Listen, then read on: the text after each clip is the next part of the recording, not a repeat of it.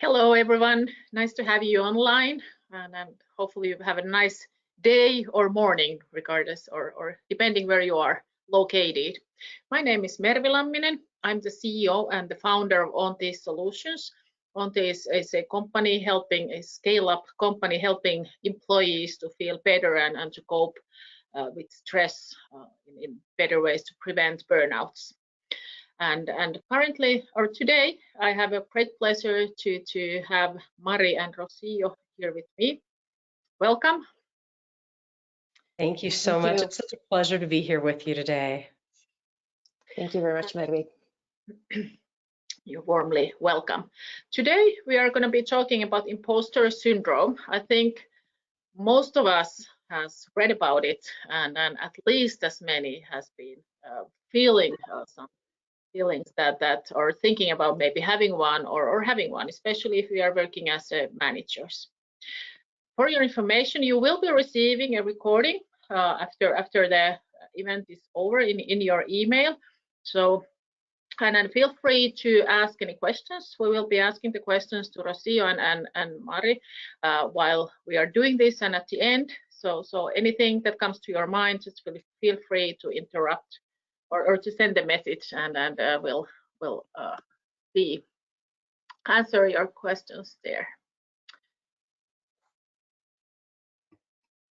So, Rocio, would you like to introduce you just shortly before we go into the Most definitely. My name is Rocio Perez. I'm the founder and owner of Inventiva Consulting. I'm an author, speaker, trainer, author of Unstoppable, 7 Steps for Becoming a More Intentional Leader, and also the creator of the Mind Shift Game, helping people build their confidence as they continue to go in through the workforce and build the lives that they love and desire. I'm based out of Denver, Colorado. In snowy Denver. Snowy Denver. It's been snowing for quite a few days.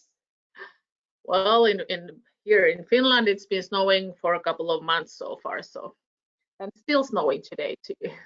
Oh. No, it's good. And we have a pleasure having Mari here. Mari Järvinen, would you like to introduce yourself shortly? Of course. So my name is Mari, and I'm from Finland, but I live in Amsterdam, and my background is in organizational psychology. So basically everything that has to do with people and teams and leaders and organizations and all the dynamics that are in organizations. And I work as a freelancer, and one of my companies that I work through is Onti, so that's why it says Onti Professional. So happy to do these webinars also and coach people also to have a better working life in general. I guess that's I'm a very generalist organizational psychologist, so it's always hard to kind of pinpoint what exactly it is that I do, but that's kind of the broad scope of the whole thing. Thank you, Rocio, and thank you, Mari, for the introductions. So I think we are ready to go ahead and take our 45 minutes on this really interesting and topic that we are all here to hear. So let's get started. What is it that we are talking about? What is imposter syndrome in general? Would you like to start, Mari? Yeah, sure, I can start. So first of all, I would like to point out that this is not a mental illness, even though it is called a syndrome. It is not something that is classified as an illness and should not be treated as such. It's one way to describe it is this feeling of kind of feeling like you're a fraud. Like you think that somebody or everybody is soon going to find out that you don't know what you're talking about, that you didn't deserve where you got in your professional life or your life in general, or that it's all just somehow everybody's going to find out that you don't really belong where you are and your accomplishments are not really yours. So kind of this feeling of not deserving what you have just in general. Do you agree, Rocio? Most definitely, and I think that's one of the biggest things. I've had people in my career, I've had the privilege to work with them, who may earn 70 million a year and lose it.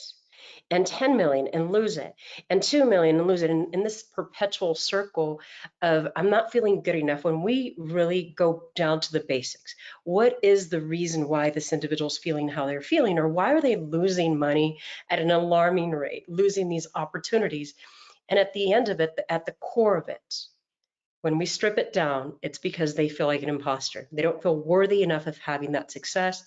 And there's many different types of imposter, the way that it shows up, whether you're that overachiever or Superman, Wonder Woman, that person that stays late at work, that person that can't focus, that they want to get out that last email, and that think that free time is just a waste of time. It really depends.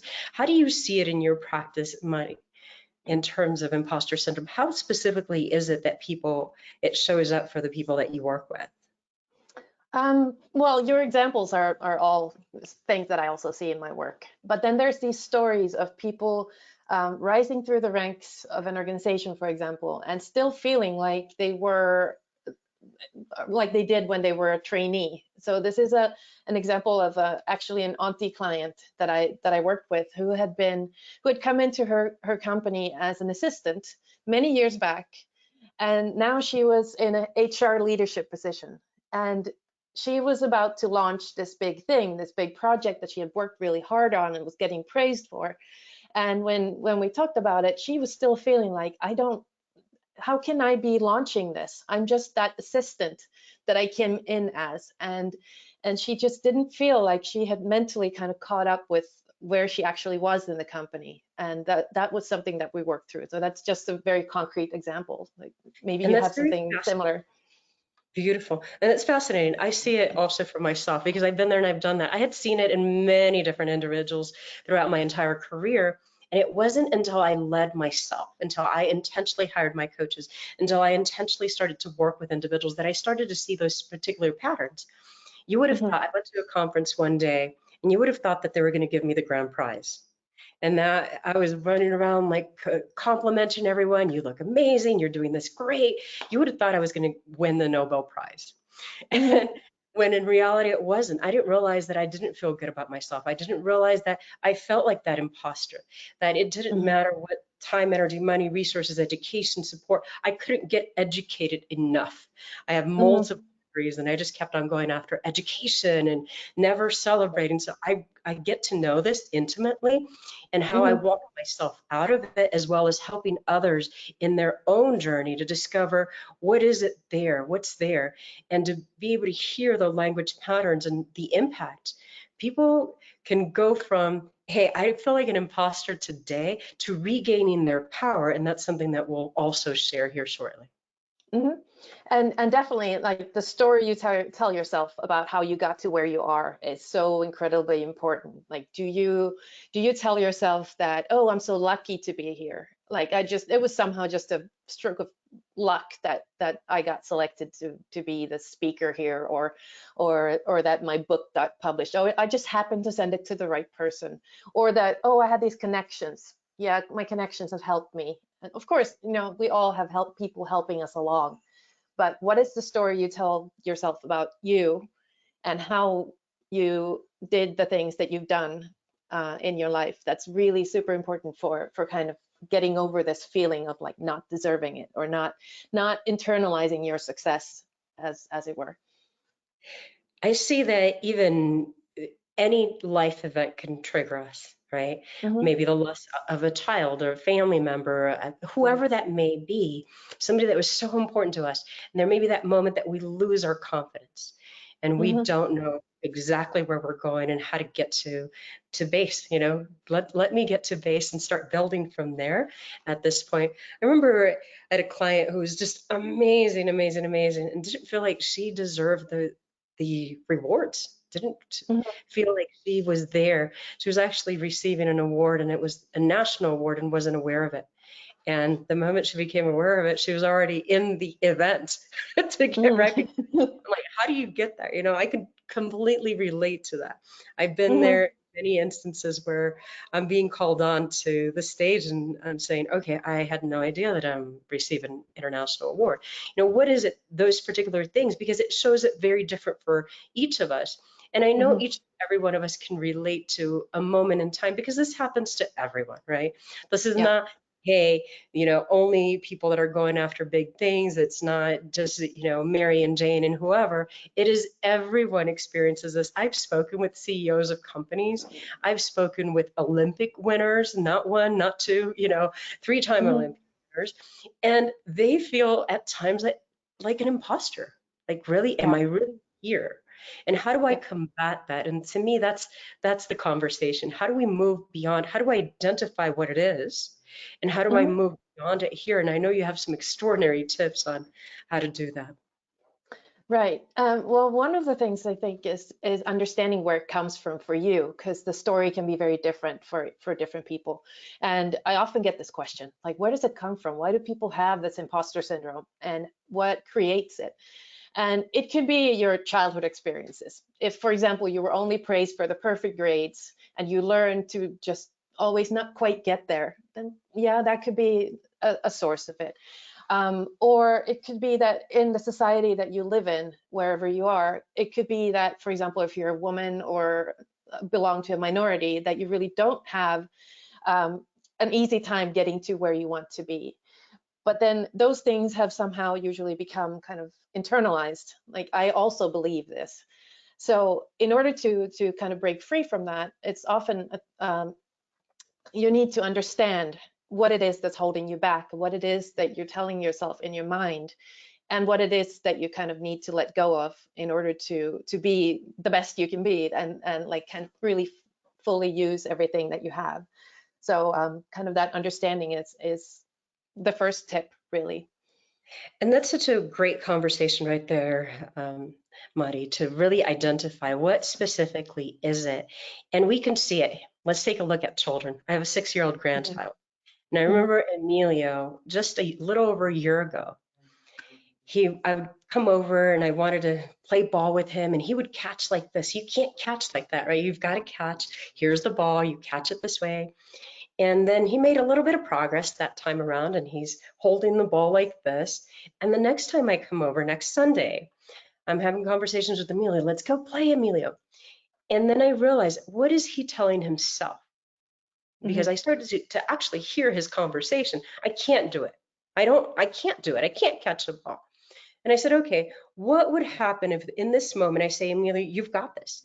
And I have video of Emilio doing this. And I said, Emilio, you've got this. I said, repeat after me. I've got this. You've got this. Who's got this? I've got this. Who's got this? I've got this. I throw the ball, and Emilio rushes over and he catches the ball, and he flies over to me and he's like, I've got the ball, right? Like, he was so shocked. And he caught more than 98% of the balls after that. Mind you, Mhm. he couldn't catch a ball. And it's that internal conversation. And at times, I remember walking into middle management or upper management, actually, in this retail store that I was working in. And I remember panicking. These people had been there 13 plus years. I had Mhm. come in and flown over them. They've been waiting for that promotion, and all of a sudden I have it. I walked in the door. I don't know what I'm doing from Yeah. a product perspective. And I remember being in the inventory room one day and saying, I don't know what I'm doing.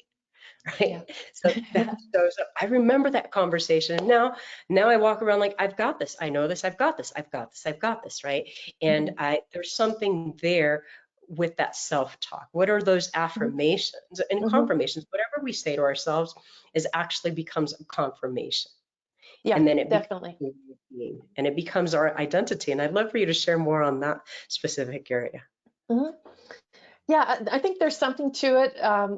Also, the fake it till you make it approach.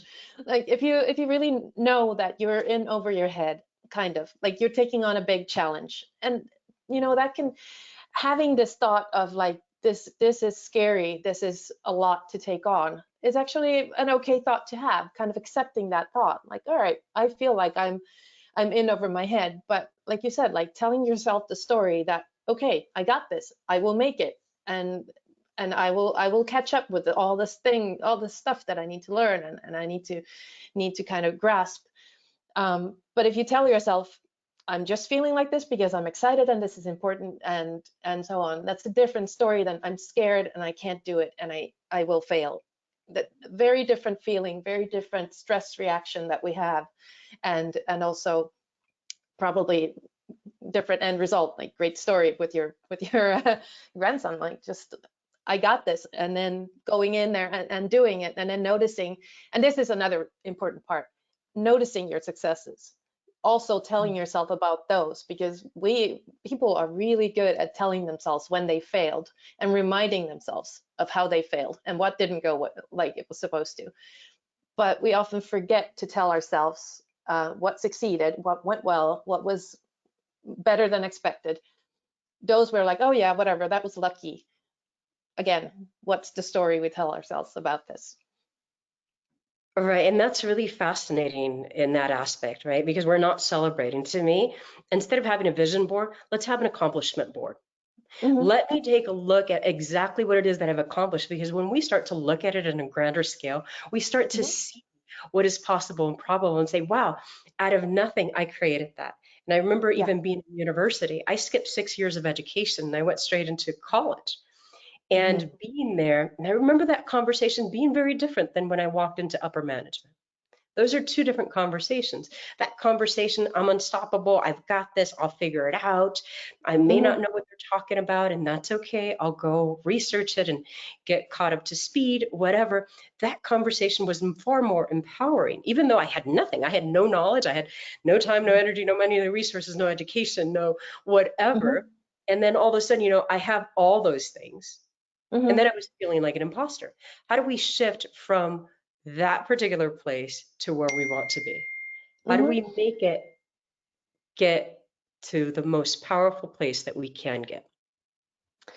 Yeah, that's a really good question. And celebrating things that you've done and that you've accomplished and where you've come from is also a very, very big part of it. So if you think about it, like cognitively, we tend to simplify. People simplify things. People simplify memories, and just kind of stereotype in our own mind, or like, oh yeah, that was that period in my life when I was doing this. You can probably relate to like having like, oh yeah, those 10 years, that's just that clump of things that I did.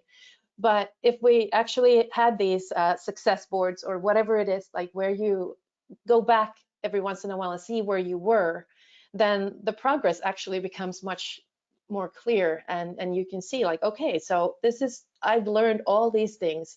I've come really far from where I was, because we tend to kind of, we simplify the past, and then today we feel all our insecurities that we kind of forgotten about from other places in time.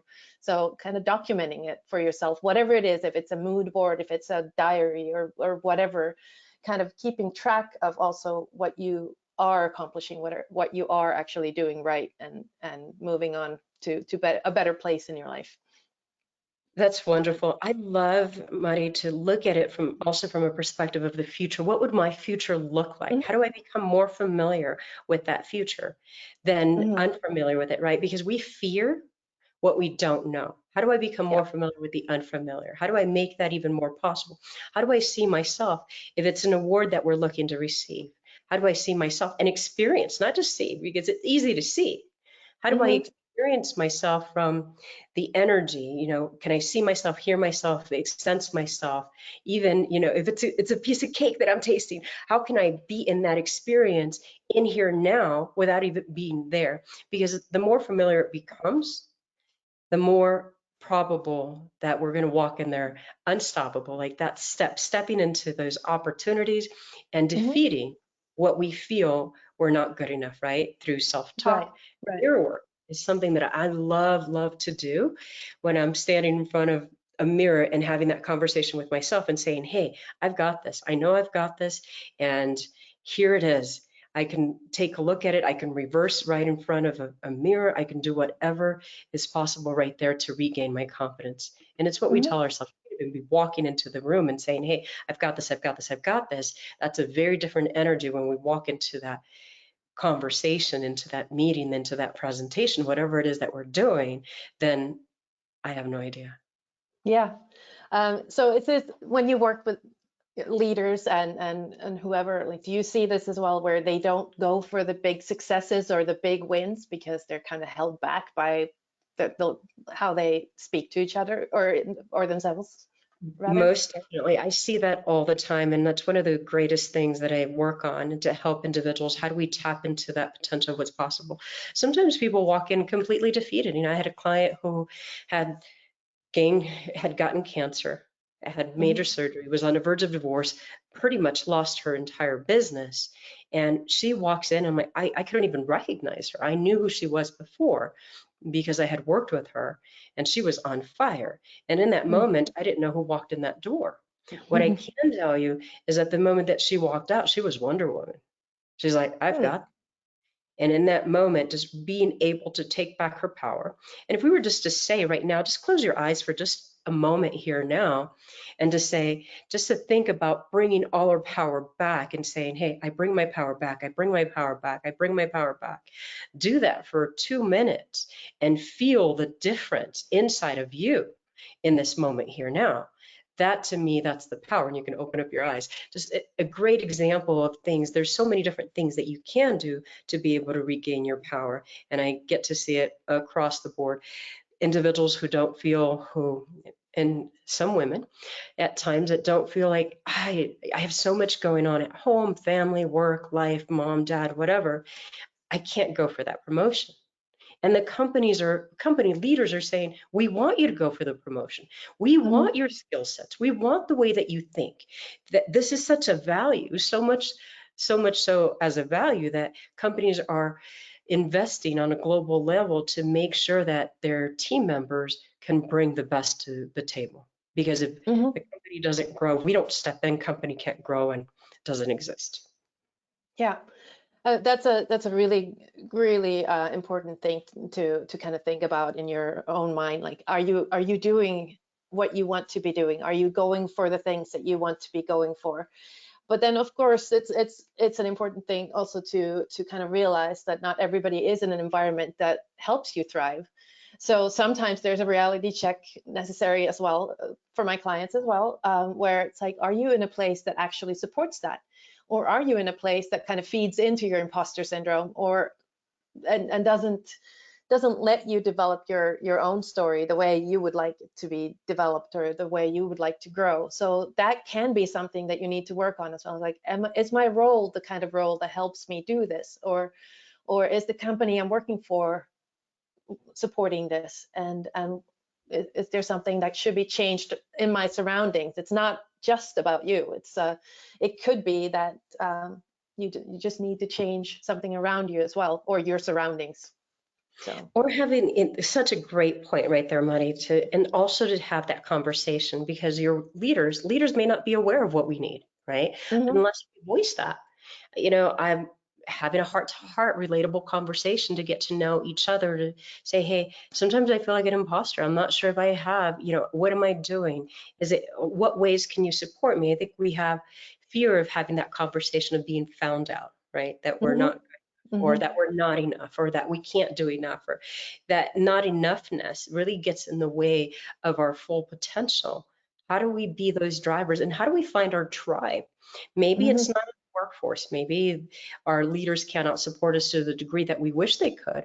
How do we find a community? How do we find an environment, a group of people? How do we find our tribe, so-called, to help us, lift us up? And I know when I've been in my tribe, it's like, wow, we're uplifting each other. Everybody's thinking the same way. We're moving in that direction, as opposed to moments that people are feeding into my imposter syndrome. I don't want to be there, right? Because it's only going to make it more difficult. How do I go? And sometimes it may even be uncomfortable. Would you agree, to go into that new group to say, hey, I want to develop a relationship because this is where I want to be. How do I sustain that over time? Yeah, definitely finding the kinds of people that you really, really like to talk to, and your tribe, like you say, that's incredibly important. And it's good to realize that might not be at work. It's completely okay to have your work be somewhere you go and you do something that somebody pays you for, and then have that somewhere else that can bring that to your life in a way that you need. So if your work can't be that, if your work is boring, but it gives you enough money to sustain, whatever life you want to have, that's okay. finding that way to find that connection with other people who think like you, who support you and whatever somewhere else, can also be very rewarding and give you a sense of fulfillment that you might not be able to get at work. And something so important to think about that distinction, right? Because we can even still feel like an imposter at home. We can feel like an imposter in our own family, with our own friends. I have clients who say, hey, I go and spend time with my family and friends. I feel like an imposter. I don't know what I'm doing. I can't connect with them. The conversations are so different. And once they embrace the beauty of who they are, that we're human beings, we're sharing one thing in common, that's life together. We have the same thoughts, we have the same ideas. And how do we control our thoughts? Because these are thoughts that come to our mind. This is not who we are. These are thoughts. And we have anywhere from 50,000 thoughts to 70,000 thoughts a day. Yeah. And 80% of those thoughts are the same thoughts that we had yesterday and the day before. As a matter of fact, they're the same thoughts that great grandmother had, right? That these thoughts are just free flowing. And we can either hang on to them, or we can start to develop the thoughts that we want to, how specifically do we want to feel? Do I want to feel amazing?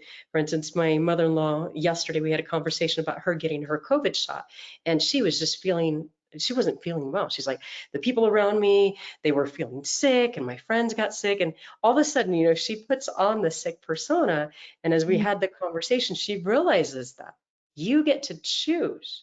Do you want to feed in to what's going on with others, or do you want to create your own reality? Because either one is right. Either one's going to happen, right? Yeah. Either we let it happen by default, or we're intentional about it. And that's part of the story we tell ourselves. Like, we have all these thoughts that run through our heads. Which ones do we grab onto? Which ones do we actually feed and nurture and keep? Which ones are we like, okay, so that thought, I'm just going to let it go now and focus on something else. That's a very, very important thing. And also, because today's work life and today's life in general is kind of confusing. There's so much information coming at us all the time that we really need to kind of find that core of what's important to us, so that we can have something that's stable, which is us, basically. Like that's the only thing that's stable. We go through our lives being us.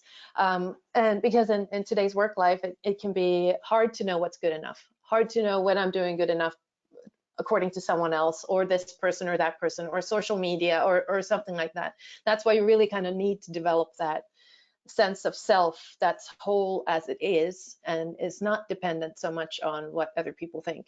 Of course, people are going to have opinions about you. That's just a given. That's going to happen. But if you have a strong self-worth and self-identity, then that doesn't matter so much. You can appreciate other people's thoughts and then let them go if they don't kind of match what you want to tell yourself.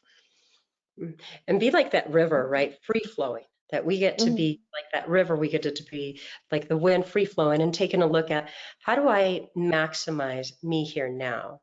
How do I build myself here now? And what is it that I'm paying attention to? How do I pay attention to what's important to continue to build the life that I love and desire? And one thing that I'd also like to talk about with you is how to what to do in teams and organizations to make this easier for people who work there. Like, because it's so common to have imposter syndrome. It's not just like the stereotypically young women who have it. No, it's CEOs, it's men, everywhere. women, it's everywhere. It's so many people have felt this or feel this at the moment. So How do you create that environment there?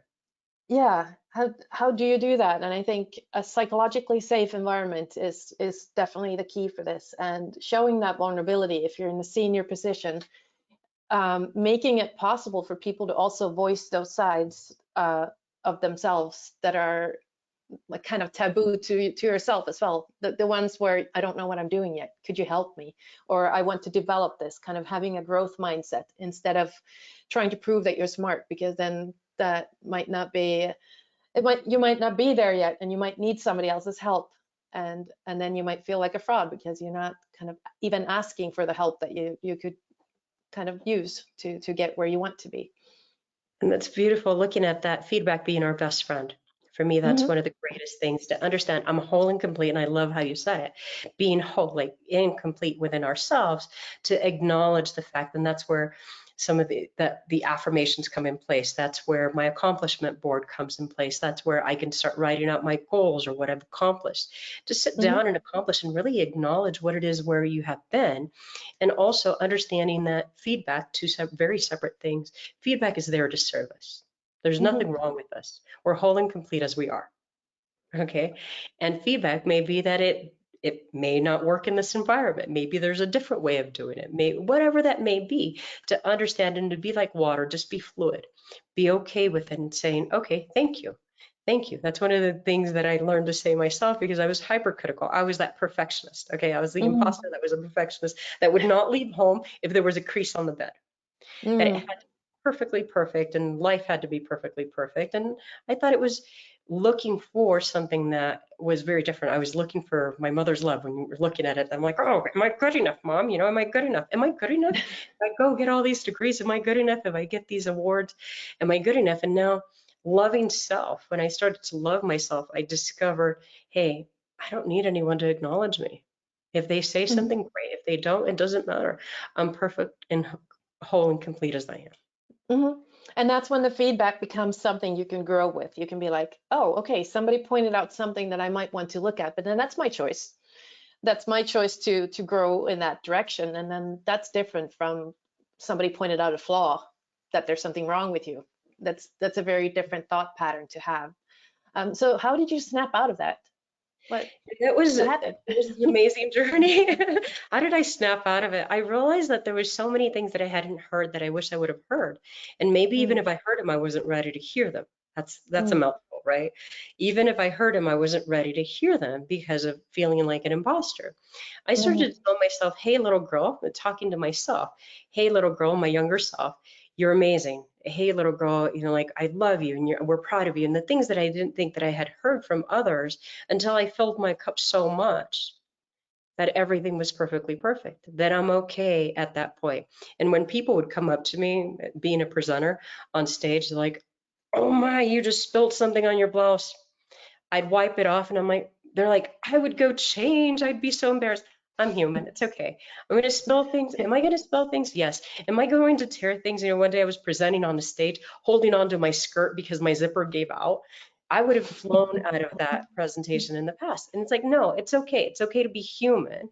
It's okay to show mhm, my humanity. And there's nothing wrong with me. And when I got that moment, life completely changed. It's hmm. okay. Yeah, and one of the things that you can also practice, what I've noticed with my clients and also with myself, like what would I tell my best friend if they were in this situation? If they were saying the things that I'm saying or the thing that just happened to me, what would I tell them? And then it's probably something nice, something comforting, something, Mhm. encouraging. And then, but why am I saying something different to myself? That that's actually like the self-compassion, like, hey, these things happen. It's probably something I could say to a friend, but why would I beat myself up in the same Right. situation? So it's and yeah, I think actually like a current example of these things, people have relaxed a lot when it comes to these online sessions. Like in the beginning, last year I saw a lot of people who were like trying to control everything and like we're wearing suits and ties and just like a work setting. Now I see just hoodies and there's cats and dogs going, but it that hasn't taken away anybody's skills or professionalism or whatever they do or contribute. But there's been this nice relaxation about like what you need to be in order to be perfect. Mm.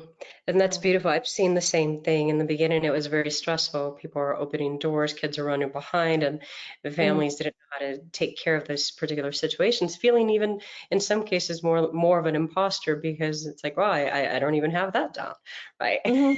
Yeah, yeah. Saying, hey, you know what? Everyone is in the same boat, and it's okay the way it is here now. And how do I move from here to where I want to be? How do I start to feel better about myself, especially during these times when we talk about imposter syndrome, when we talk about psychological safety?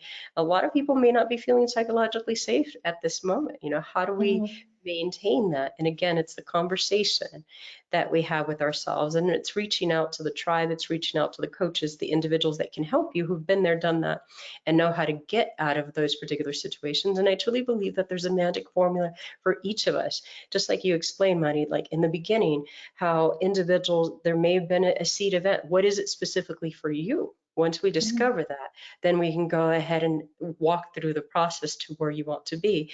And until then, it's nearly impossible to bridge that gap in the shortest amount of time. Mm-hmm. And I think at workplaces and in teams and in organizations, really a really important point is when new people come into the organization, whether they're young or already more experienced, but kind of like how do you make people feel when they come in there, especially if it's their first job? Because at that point, people don't have a lot of perspective. They can't fall back on all those times that I succeeded. If it's their first job ever, then how do you make them feel like, hey, it's okay to learn, it's okay to fail sometimes, and it's okay to admit that you don't know something. We're all here to learn different things, and we're at different points in our journey. So how do you make your team safe enough for people so that they don't have to come into your company feeling like, I don't know what I'm doing and I have to hide it? So that's something really to pay attention to also, if you're a manager or leader, or even just anyone in a company. How do I make another person feel like they're safe? That's a good question to ask yourself as well, not just yourself, but yeah. Anyone and everyone, right? And I love that idea, to be able to be that welcome person, to say, hey, I can take you along the way, show you what's possible, let me mentor you. We actually get far more than the individual that we're mentoring. Our self-esteem also grows. I mean, they get what they need, and we also continue to build upon ourselves. How do we move at a cadence too? Taking a look at that. If a team comes in, as you're talking about, that new team member, how do we ensure that that person moves at a cadence? And how do we create a culture of cadence? How do we create a culture of moving together, making sure that we create here? Because what impacts me, no matter the way we look at it, my project impacts your project, impacts somebody else's project. There's a ripple effect and a domino effect throughout the organization. And if one person's not feeling like a rock star, like they are fully competent and able to contribute in ways that only they can, because we all have our own individual genius, there's an impact. It's either positive. And what a shame if those people who have their own, talents and gifts and skills and everything, if they start hiding them because they think they're not worth it, like this imposter thinking, like, no, I got here because of connections or luck or something else, and I'm probably not fit for this job and I shouldn't be here. Then what happens? Of course, people start closing those gates and not showing what they actually know and not really contributing everything. So, and not going for those raises or those higher positions, or whatever it is that they could contribute. So it's such a shame when you see that happening, where it's like when people feel like they need to hide what they could bring to the company or the team. So it's really actually it comes down to what money, the bottom line. Like if you hired someone, why wouldn't you want to support them to be their best self and to be able to contribute as much as they can and want to do that and feel safe doing so? Right, and that is the real conversation. How do we move beyond from where we're at here into that and contribute to individuals and be those change makers, be that individual that can say, hey, here's what's going on, and I could recognize it. Let me help you help others. The worst thing that can happen, and when we look at it, there's an impact on the bottom line. There's an impact on people's lives. There's an impact in families. And there's a ripple effect.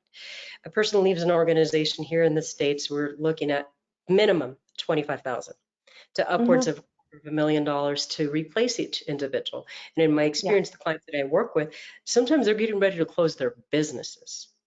And they don't realize in that moment, when they're in the heat of the moment, they want to close it. It's because they're feeling like an imposter. After walking them through the process, I had a particular client who I said, okay, it's 8 o'clock. I'm meeting you at 9 o'clock at the restaurant. Okay, we're having a conversation here now. And in having that conversation, decided to keep his business. As a matter of fact, it's been years and it's thriving to levels that would have never happened had he not realized what he was doing. Awareness. I know we have just a few minutes for questions. I want to check in to see if there's any questions on here. Is there anything that you want to say in the meantime? I saw this quote just a while back by Dennis Waitley. It's not what you are that holds you back, it's what you think you're not, is actually specifically about imposter syndrome. It's and I think that's something like, whatever you think you're not, then that becomes your truth. But whatever you think you are or could be, then that's also something that can become your truth if you actually let it. I think that's so powerful when we look at it. It's not what happened to us, because a lot of us may have shames, right? We may have shame around, hey, maybe I didn't communicate, or I didn't do this right, or whatever that may be. You know, for me, I was like, I was always worried about people finding me out. I was a 12-year-old runaway, and I was pregnant at 14, and I'm like, oh, I don't want anybody to know that I was a runaway. I didn't want anybody to know that I only had a 6th grade education before I went into university. I didn't want anyone to know. As a matter of fact, it took many, many years, and it's been in the last decade that I came out and said, okay, I own all of that. I own me, my life experiences, my adversities, my diversities, and everything. Now we have a question right here. Yeah. You know, when we notice a team member, here's something that individuals can do, leaders, when we notice a team member, let's build relatability first instead of addressing imposter right away, right? Let's build a connection, a conversation, and that can take place in as little as 25 to 30 minutes. Mari, tell me what your superpower is. What are you most proud of? What moment in your life really stands out? What do you like to be recognized for?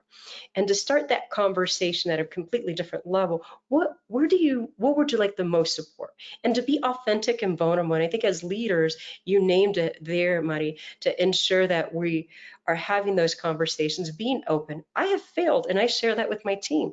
I had a really difficult day, and here's what's going on with me, to understand that, hey, our humanity is our humanity. I'm also going to go through things, as opposed to the past where I'd run around and say, oh, everything is perfectly perfect. Why? Because I wasn't aware of what was actually going on. And people would sometimes tell me, Lucia, I don't know, you're not relatable. I can't relate to you because I don't know, you know, you're so perfect. No one's perfect, okay? Secret, no one's perfect, right? Let's just get it. Let's get that one over with. No one is perfect, and we're all here on our own journey. And how do we move here now? And that's a really powerful thing, with leading by example in that case. Just sharing your own vulnerabilities. Hey, this is what I'm learning. This is where I'm going, and I don't know this yet. And because if a leader shows only perfect results, only like trying to cover up mistakes, and I was like, well, that's exactly what the other people are going to do, what the team is going to learn to do as well. And then the other thing is, try to have a coaching conversation, kind of like have a conversation where that person can share what their goals are, what their wishes are, where they would like to be going, and kind of support them on that journey instead of trying to tell them what to do differently, because then it comes from them and can be empowering. And of course, feedback along the way, kind of celebrating little steps, successes, so that it can become part of their story that they can also succeed, even though they might not know everything yet. It's like, and the next moment will be different, and tomorrow will be different, next month will be different, and you can make it better. So I really like that, and informing ourselves. How do we educate ourselves right here, right now, to look at the different type of coaching styles? How do we really elicit a behavior out of someone? You know, how do we inspire them to share directly from them? How do we deliver feedback in a way that people can actually hear it? To say, have you thought, like, I'm really curious, have you thought about this? What are your thoughts? You know, I'd love to hear your thoughts.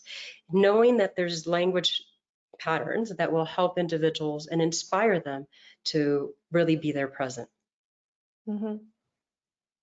Definitely. All right, would you like to take that question? We have one more question here. Let's see. We'll be judging things we say. Something for fun in a corporate environment, and it will reflect somewhere. I'm not sure I understand the question. How about if you also maybe being judged for things you say in some kind of team setting or corporate setting? Yeah, that's well, that's twofold actually. learning to deal with those situations yourself, like within you, like we talked about, like finding that core where those things, if somebody says something, gives you bad feedback, or what you say is reflected in a bad way somewhere else, how to learn how to kind of let that bounce off of you. And it's like, okay, so that person was having a bad day, or those things happen and they're not me, and I'm in this system of things, and this is me, and this is what I can control. And then of course, if the culture is such that people are mean to each other, or the communication is just not nice, then working on that, bringing that up, raising that question, like, hey, how do we talk to each other? Because there's probably other people who think it's not nice either. So finding those ways to influence the culture in the company. And this is obviously a very broad question, so it's hard to answer, but in a all-encompassing way. But finding, you can start influencing things yourself as well. How do you talk to your next colleague, or the higher up you are, the more you can influence this. How do we talk to each other? How do we build each other up instead of tearing each other down?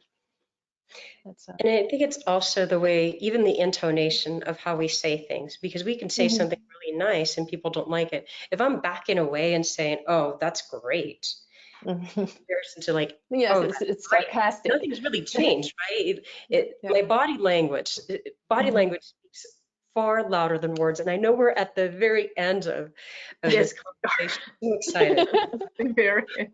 I think we can, Mari, I think you and I can be here for the rest of the day, and we will have another session here. It would be nice, but before we release our listeners, I would like to hear one really short point, how to beat the imposter syndrome. Rosie, you can go first. Most definitely self-talk. Have that conversation with yourself. If there's something that you're not hearing, that, and you know exactly what it is right now in this moment, if you haven't heard that or you're not hearing it enough, feed it to yourself, give it to yourself. Just be Emilio, I've got this, I've got this, I've got this. Or be Rocio over here, like, hey, little girl, you're amazing, right? Hey, I'm really proud of you. Whatever it is that we're lacking, we can give to ourselves. It doesn't come from the outside, it actually comes from the inside. Others can assist us from the outside to help us tap into the inside.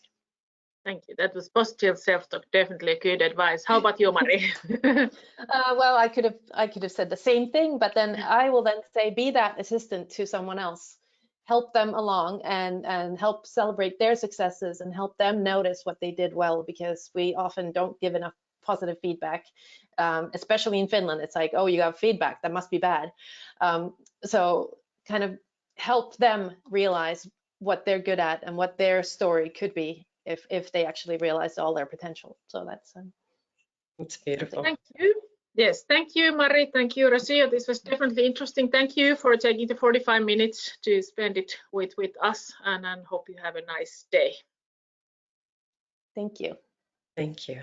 Bye.